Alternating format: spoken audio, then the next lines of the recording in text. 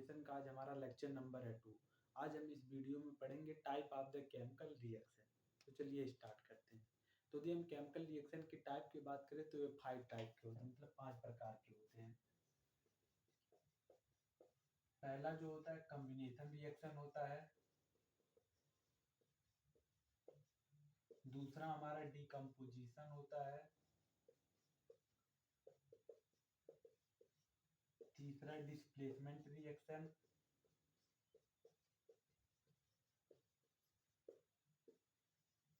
चौथा double displacement reaction.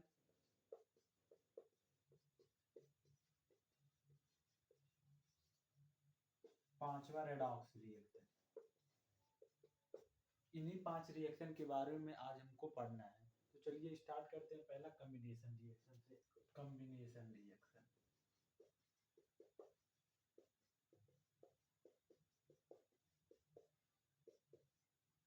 Combination reaction किसे कहते हैं? जब दो या दो से ज्यादा रिएक्टेंट आपस में मिलके एक सिंगल प्रोडक्ट का फॉर्मेशन करते हैं तो उसको हम लोग कॉम्बिनेशन रिएक्शन बोलते हैं। बात को ध्यान से सुनिएगा। जब दो या दो से ज्यादा रिएक्टेंट, एक नहीं दो या दो से ज्यादा रिएक्टेंट आपस में मिलके एक मतलब सिंगल प्रोडक्ट का फॉर्मेशन करते हैं तो उस रिएक्शन को बोलते हैं combination reaction. When the reaction in which two or more reactant combine to form single product known as combination reaction।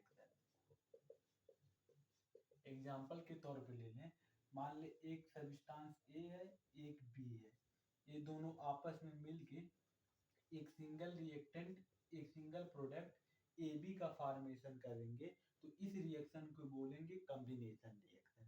A plus B दोनों दो अलग अलग रिएक्टेंट हुए और मिलके एक सिंगल सब्सटेंस एक सिंगल प्रोडक्ट का फॉर्मेशन कर रहे हैं ए बी, इस रिएक्शन को बोल देंगे कॉम्बिनेशन रिएक्शन। इसमें एनसीईआरटी का जो सबसे फेमस एग्जांपल दिया उसको बता रहे हैं। मैग्नीशियम रिबन जो है, इसका स्टेट लिख रहे हैं ब्रैकेट में, सॉलिड है। मैग्नीशियम रिबन को जब आप लोग बर्न करेंगे ऑक्सीजन के साथ तो मैग्नीशियम ऑक्साइड बनता है। इसमें देखिए दो अलग अलग रिएक्टेंट मिलके एक सिंगल प्रोडक्ट का फॉर्मेशन कर रहा है। जब आप मैग्नीशियम रिबन को बर्न करेंगे ऑक्सीजन के साथ तो मैग्नीशियम ऑक्साइड बनता है। ये भी एक कॉम्बिनेशन रिएक्शन का एग्जांपल है। और जब यह बर्न होता है तो व्हाइट कलर का फ्लेम प्रोड्यूस होता है। एनसीईआरटी का एक्टिविटीज दिया है, सब एग्जांपल ध्यान रखिएगा। व्हाइट कलर का फ्लेम प्रोड्यूस होता है। फ्लेम मतलब ज्वाला, लपट। दूसरा जो मोस्ट एग्जांपल इंपॉर्टेंट एग्जांपल है, जब आप कैल्शियम ऑक्साइड को पानी में डालेंगे, कैल्शियम ऑक्साइड मतलब चूना पत्थर या जो पुट्टी लगाते हैं ना व्हाइट सीमेंट आप लोग घर, वो तो उतना नहीं मालूम चलता है, लेकिन पुराने जमाने में जो चूना होता है उसमें कैल्शियम ऑक्साइड बहुत ज्यादा अमाउंट में पाया जाता है।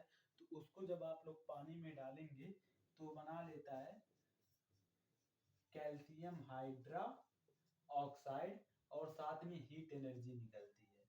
यहाँ कैल्शियम ऑक्साइड हमारा सॉलिड है, पानी जो है लिक्विड में है, और जो बन रहा है कैल्शियम हाइड्रा ऑक्साइड वो एक्वस फॉर्म में होता है। एक्वस फॉर्म मतलब सॉल्यूशन ऑफ वाटर। कोई भी सब्सटेंस जो वाटर के साथ अपना सॉल्यूशन, वाटर का सॉल्यूशन रहता है उसको हम लोग एक्वस फॉर्म के साथ, एक्वस फॉर्म के रूप में रिप्रेजेंट करते हैं। मतलब वाटर के सॉल्यूशन को हम लोग एक्वस रूप में रिप्रेजेंट करते हैं। जब आप कैल्शियम ऑक्साइड को पानी में डालेंगे तो कैल्शियम हाइड्रा ऑक्साइड बनता है और साथ में हीट एनर्जी निकलता है। ये भी आपका एक कॉम्बिनेशन रिएक्शन का एग्जांपल है। आप घर में देखते ही होंगे, जब चूना को अभी देखे नहीं होंगे तो जाइए मार्केट से चूना खरीद के लाइएगा, उसको पानी में जब आप डालेंगे तो पानी बॉयल करने लगेगा, उबलने लगेगा। ऐसा क्यों हो रहा है? क्योंकि चूना में हमारा कैल्शियम ऑक्साइड पानी के साथ रिएक्ट करके कैल्शियम हाइड्रा ऑक्साइड तलक हीट एनर्जी का फॉर्मेशन कर रहा है। यहाँ पे कैल्शियम हाइड्रा ऑक्साइड को हम लोग स्लैग्ड लाइम भी बोलते हैं। और कैल्शियम ऑक्साइड को क्यूक लाइम लाइम वाटर बोलते हैं।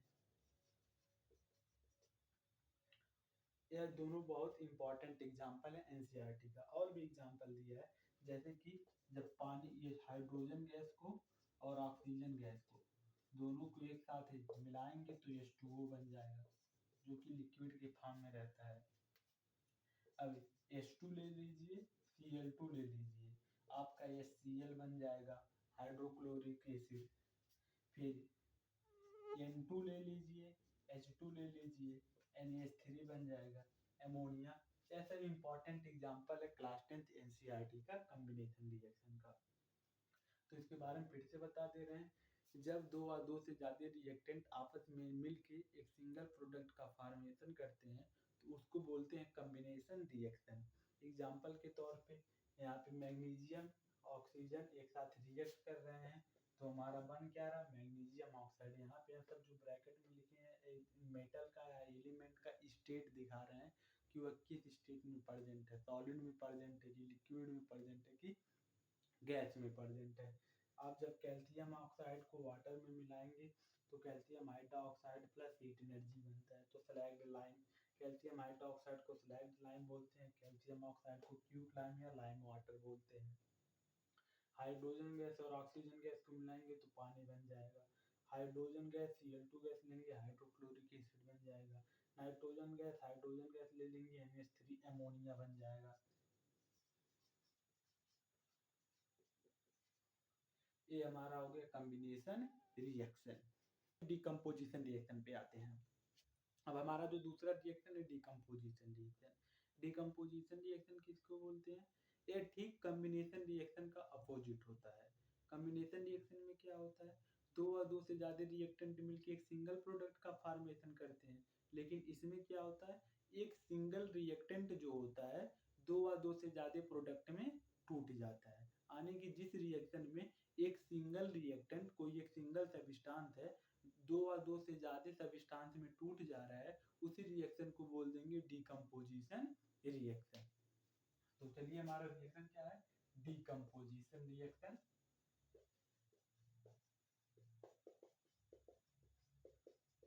डेफिनेशन अगर जो इसका देखें, the reaction in which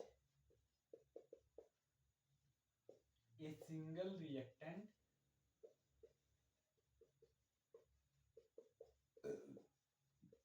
break down into two or more product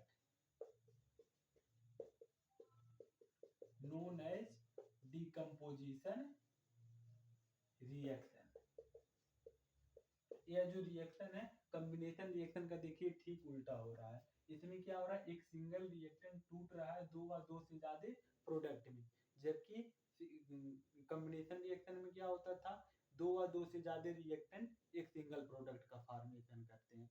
example के तौर पे मान लीजिए आपका दोस्त चुन्नू है। कौन है, चुन्नू। उसकी गर्लफ्रेंड पिंकी है। दोनों मस्त हंसता खेलता जिंदगी अपना काट रहे हैं, लेकिन अब इन दोनों को देख के आपको चैन नहीं पड़ता है, क्योंकि आप सिंगल हैं, बेरोजगार हैं, और ये दोनों एक अपने रिलेशनशिप में मस्त हंसते खेलते कूद रहे हैं। इन दोनों को देख के आपको जलन हो रहा है, होता है भाई। दोस्त एक दोस्त कपल, अब मतलब रिलेशनशिप में है, एक सिंगल है तो सिंगल वाले को दुख तो होगा ही। तो सिंगल वाला क्या करेगा, उसका नाम जो है क्या रख दे, चुन्नू, उसका नाम मुन्नू रख देते हैं। उसका नाम है मुन्नू। अब मुन्नू जो है वो आके इन दोनों के बीच में चुगली कर दे रहा है। खूब विधवते गांव में जन्मा करते हैं कि चुगली लगा देते हैं, गांव का हर जगह ही है, चुगली लगा दे रहा है, दोनों का खूब विधवते कान फूंक दे रहा है, और दोनों अलग अलग होके फिर से सिंगल हो जा रहे हैं। यहाँ पे दोनों कपल में थे, चुन्नू और पिंकी। ये मुन्नू आया, इन दोनों के बीच में चुगली लगा दिया, ये दोनों बेचारे फिर से ए और बी में टूट गए। चुन्नू भी अलग हो गया, अकेले हो गया, मुन्नू भी अकेले हो गया। अब चुन्नू मुन्नू दोनों नहीं, मुन्नू नहीं, पिंकी है, पिंकी भी अकेले हो गई। अब ये जो मुन्नू है इन दोनों को देख के इसके कलेजे में बहुत ठंडक पहुंच बचा होगा, काहे कि इन दोनों भी सिंगल, ये भी सिंगल, दोनों सब अखंड सिंगल हो गए। तो इसी रिएक्शन को हम लोग बोल देते हैं डिकम्पोजिशन रिएक्शन। डिकम्पोजिशन मतलब तोड़ना। एक टोरा मस्त हंसता खेलता सब्सटेंस है, बाहर वाला आ रहा है उसको तोड़ दे रहा है, मतलब चुगली देके, एनर्जी देके तोड़ दे रहा है। यहाँ ए और बी, चुन्नू चुन्नू और पिंकी मस्त हंसते खेलते एक रिलेशनशिप में है अच्छे, तभी उसका चुन्नू का दोस्त मुन्नू आ रहा है जो सिंगल है बेचारा, इसको देखा नहीं जा रहा है, इन दोनों के बीच में चुगली लगा दे रहा है। चुगली लगा दे रहा है मतलब एनर्जी देके इन दोनों की अलग अलग कर दे रहा है। इसी रिएक्शन को बोल देते हैं डिकम्पोजिशन रिएक्शन। अब इस रिएक्शन में जो मुन्नू है चुगली देने का काम कर रहा है, ये एक्चुअल में एनर्जी दे रहा है। मतलब कोई सब्सटेंस जब आप तोड़ेंगे तो उसमें एनर्जी देंगे तब है ना टूटेगा। तो यहाँ मुन्नू क्या कर रहा है, ए और ए बी को मतलब चुन्नू और पिंकी के बीच में चुगली कर रहा है। चुगली कर रहा है मतलब एनर्जी देके उनको तोड़ दे रहा है। तो जिस रिएक्शन में हम लोग एनर्जी देते हैं उसको कंप्लीशन के लिए, पूरा होने के लिए, उस रिएक्शन को बोल देते हैं इंडोथर्मिक रिएक्शन। जिस रिएक्शन में हम लोग एनर्जी देते हैं उसको पूरा करने के लिए, उस रिएक्शन को बोल देते हैं इंडोथर्मिक रिएक्शन। तो डिकम्पोजिशन रिएक्शन हमारा एक इंडोथर्मिक रिएक्शन है। इंडोथर्मिक रिएक्शन, इसके बारे में हम लोग अलग से वीडियो बनाएंगे, एक्सोथर्मिक और इंडोथर्मिक रिएक्शन के बारे में। आप लोग ध्यान दिएगा मत, कॉम्बिनेशन रिएक्शन में मैंने एक्सोथर्मिक नहीं बताया, क्योंकि इन दोनों की एक्सोथर्मिक इंडोथर्मिक को अलग अलग रिएक्शन में अलग वीडियो में बताएंगे। यहाँ पे इसलिए बता दिया क्योंकि यहाँ एनर्जी दे रहा था मुन्नू, इसलिए इंडोथर्मिक बता दिया, लेकिन अब इससे ज्यादा डिटेल में नहीं जाएंगे, डिटेल में अलग वीडियो में जाएंगे। तो ए बी जो है एक सब्सटेंस है, इसको एनर्जी दे रहे हैं, तो ए प्लस बी दो अलग अलग प्रोडक्ट में टूट जा रहा है। इसी रिएक्शन को बोलते हैं डिकम्पोजिशन रिएक्शन। यहाँ पे देखिए ए बी एक सिंगल सब्सटेंस है, दो अलग अलग प्रोडक्ट में टूट गए। अब इस रिएक्शन में आप कौन सी एनर्जी दे रहे हैं, मतलब हीट एनर्जी दे रहे हैं कि सनलाइट दे रहे हैं कि इलेक्ट्रिकल एनर्जी दे रहे हैं, उसके आधार पे इस रिएक्शन को तीन पार्ट में बांट दिया गया है, या कह सकते हैं इसका तीन टाइप हो गया है। रिएक्शन में कौन सी एनर्जी दे रहे हैं उसके आधार पे इसको तीन टाइप में बांट दिया गया है।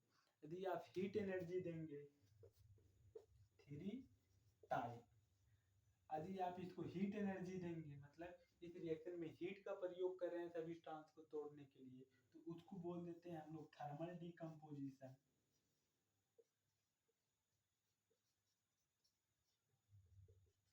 यदि आप इलेक्ट्रिक एनर्जी दे रहे हैं तो उसको हम लोग इलेक्ट्रोलिसिस बोल देते हैं। यदि आप सनलाइट दे रहे हैं तो उसको हम लोग फोटोकेमिकल डिकम्पोजिशन बोल देते हैं।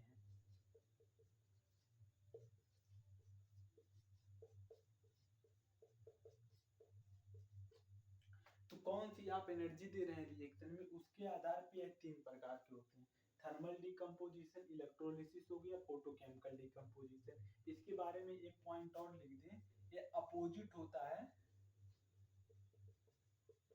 Combination reaction. एक नंबर में ये भी पूछ लेता है, अपोजिट टू कॉम्बिनेशन रिएक्शन।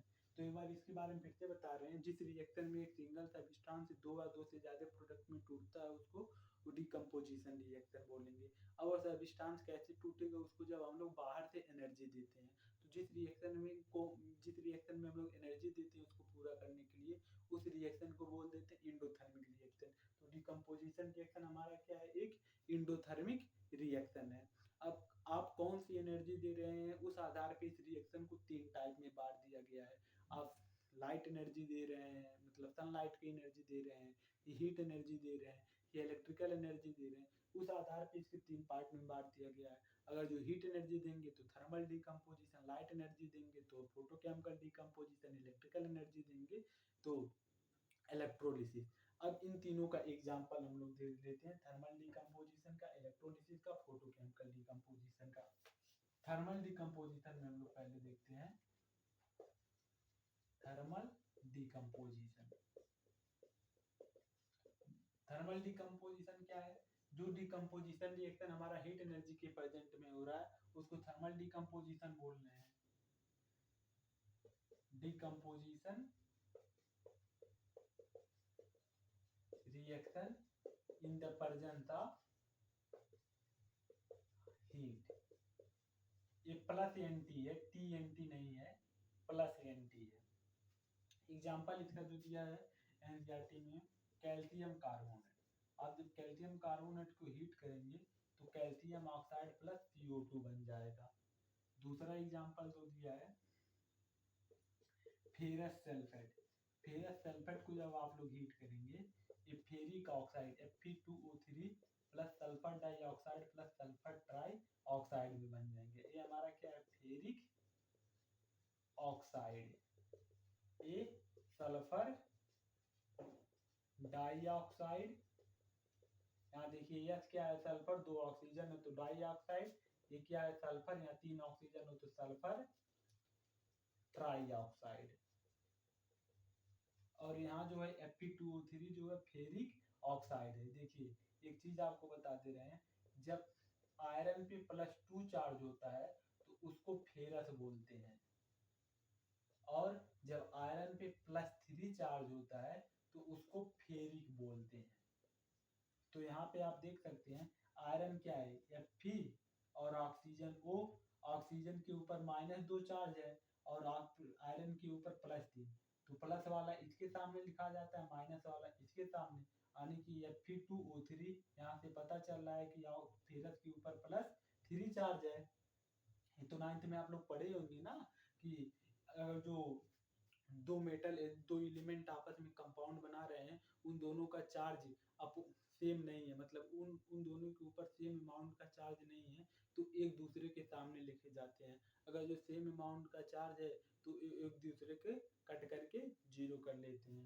देखिए यहाँ पे +3 चार्ज है, इसके ऊपर -2 चार्ज है, तो प्लस वाला इसके सामने लिखा जाएगा, माइनस वाला इसके सामने लिखा जाएगा।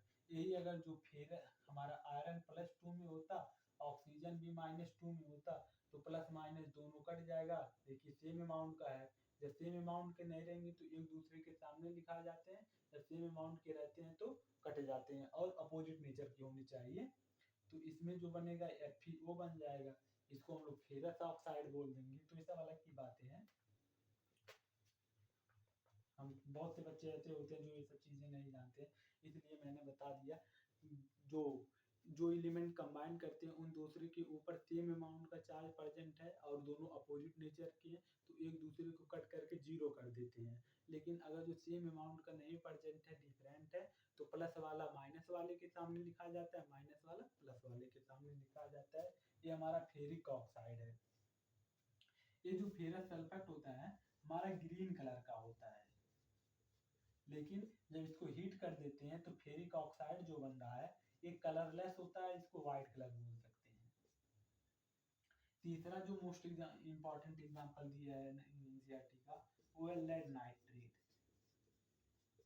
यहाँ देखिए NO3 माइनस को हम लोग नाइट्रेट बोलते हैं। इन सब चीजों को आप ध्यान रख लीजिए, बहुत मतलब इनऑर्गेनिक केमिस्ट्री में आपको ये सब याद करना पड़ेगा, कैसे क्या बनना है कैसे नहीं बनना है, बहुत सारे बच्चे कंफ्यूज रहेंगे। ये सब आपको रिएक्शन याद करना पड़ेगा, छोटी छोटी चीजें जो है मैं बता दे रहा हूँ, आसानी हो जाएगा। जैसे आयरन पे जब +2 चार्ज होता है तो फेरस बोलते हैं, +3 चार्ज होता है तो फेरिक बोलते हैं। अब चार्ज कैसे आ रहा है, कोई एलिमेंट अगर जो इलेक्ट्रॉन को लूज करता है तो उसके ऊपर पॉजिटिव चार्ज आता है, और कोई गेन करता है तो उसके ऊपर निगेटिव चार्ज होता है।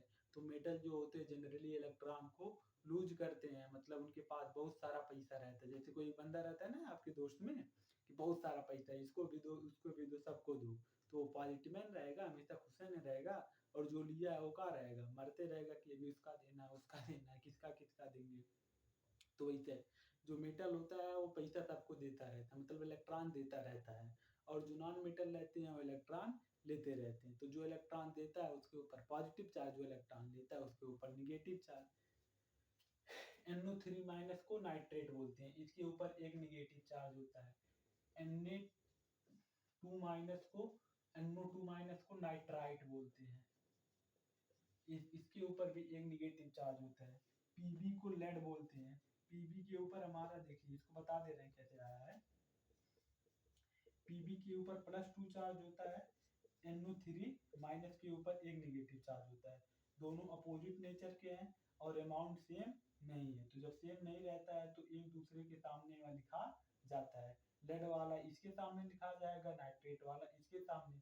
तो 1 को आप चाहे यहाँ पे लिखिए या ना लिखिए, वो ऐसे मालूम चलता है, आपके ऊपर डिपेंड करता है, या नहीं दर्शाया जाता है। तो ये हमारा क्या है, लेड नाइट्रेट है। इसको जब आप हीट करेंगे तो lead oxide plus nitrogen dioxide plus oxygen का फॉर्मेशन होता है, और इसमें एक ब्राउन कलर का फ्यूम्स निकलता है। फ्यूम्स मतलब धुआं एक तरीके से बोल सकते हैं। ब्राउन कलर का फ्यूम्स निकलता है जो कि नाइट्रोजन डाइऑक्साइड के कारण होता है। ब्राउन कलर, इन सब चीजों की याद रखिएगा, आपको एनसीईआरटी एग्जाम में 1 नंबर में या 2 नंबर में पूछ लेगा कि जब आप लेड नाइट्रेट को हीट कर रहे हैं तो lead oxide plus nitrogen dioxide plus oxygen का फॉर्मेशन हो रहा है, और उसमें ब्राउन कलर फ्यूम्स का फॉर्मेशन हो रहा है। तो ब्राउन कलर फ्यूम्स किसके कारण प्रोड्यूस हो रहा है, लेड ऑक्साइड के कारण, कि नाइट्रोजन डाइऑक्साइड के कारण, कि ऑक्सीजन के कारण। तो ब्राउन कलर का जो फ्यूम्स इसमें प्रोड्यूस होता है ये नाइट्रोजन डाइऑक्साइड के कारण होता है, ब्राउन कलर फ्यूम्स प्रोड्यूस।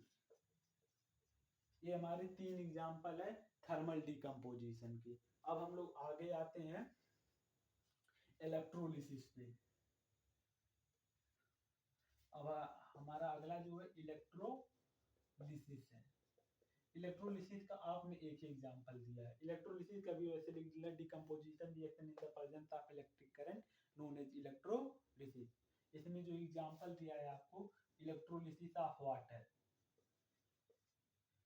तो अब इसमें देखिए, आप इलेक्ट्रिक करंट दे रहे हैं तो आपको बैटरी की जरूरत पड़ेगी ही। तो बैटरी में जानते हैं 2 ठोरा टर्मिनल होता है, मतलब 2 ठोरा एंड होता है, पॉजिटिव एंड होता है, एक नेगेटिव एंड होता है। तो पॉजिटिव एंड को हम लोग बोल देते हैं एनोड, और नेगेटिव एंड को हम लोग बोल देते हैं कैथोड, यही ना होता है।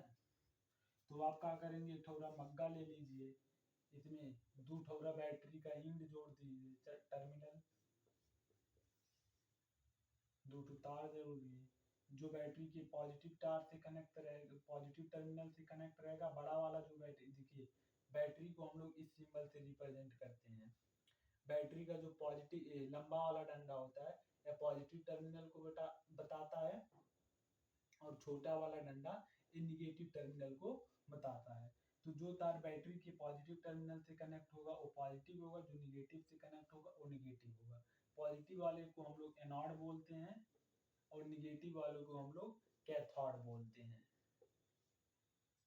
अब इसमें आप पानी डाल देंगे, तो जब आप पानी डाल देंगे तो पानी हमारा H प्लस OH माइनस में टूट जाएगा। इसको मत देखिए, आप पानी डाल दीजिए।